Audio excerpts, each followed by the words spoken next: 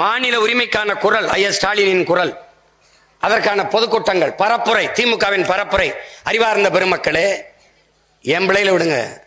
என் பேச்சை கேட்கிற திராவிட முன்னேற்ற கழகத்தை சார்ந்த என் உயிருக்கினியே உடன் பிறந்தார்கள், பேரன்பு மிக்க பெற்றோர்கள், அரிய பெரிய தலைவர்கள், உரிமை குரலை கேளுங்கள். என்னது என்ன உங்க ஆளுகள் பரப்புரை செய்கிறார்கள்?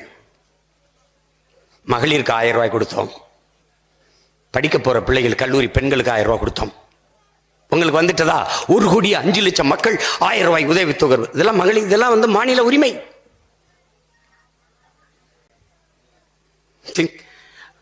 அது 1000 ரூபாய் கொடுத்தோம், அப்புறம் 500 ரூபாய் கொடுத்தோம்.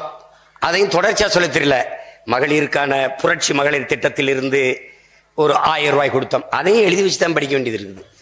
இந்த பயலுக்கு தான், இந்த பைத்தியக்காரங்க எங்களை படிக்க வச்சோம்னு இருக்கான். ஏய், பார்த்து படிக்கும்போது 10 பிள்ளை படிக்கிற, பிள்ளையா படிக்கிற நீ என்னை படிக்க வச்சியாப்பா? இங்க வாப்பா. சரி, இந்த குலசாமி, இந்த சாமி கோயிலில் போய் நீ நேர்ந்துக்கிட்டுனா இவங்கெல்லாம் செத்து போயிடுவாங்கன்னா சத்தியமா போய் நம்ம நேர்ந்துக்கலாம். அது நடக்க மாட்டுது, அது நடக்க மாட்டுது. நம்ம சாமி அப்படி ஒன்றும் கற்றுக் கொடுக்க மாட்டுது. அன்பு காட்டுறா, கருணை காட்டுறா, இரக்கம் காட்டுறான்னு. நான் எல்லாம் தான் காட்டுறேன், அவன் தான் வேறைய காட்டுறான். என்னத்தை காட்டுறது? நான் அவன் காரையை காட்டுறேன், கடப்பாறையை நீட்டுறான். நான் எங்கே போகிறது? அவன்கிட்ட போயிட்டு ஏதோ ஒன்று நடந்துருச்சு. ஒன்று யாரு விட்டுட்டு போனாலும் போலைனாலும் நான் விட்டுட்டு போறதா இல்ல.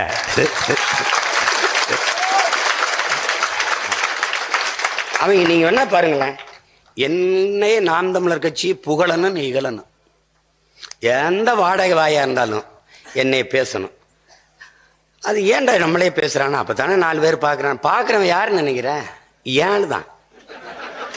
என் படத்தை போட்டவன அண்ணன் படத்தை எதுக்கு போட்டிருக்கான்? அவன் என்னை திட்டுறான். அதை பார்த்துட்டு எப்படி திட்டான் பாத்தீங்களா? இது ஒரு கூட்டம். அவன் அப்படிதான் பேசுவான். இப்போதைக்கு நம்ம தான் மைய புள்ளி. நம்ம எல்லாம் ஒன்றும் செய்ய முடியாது.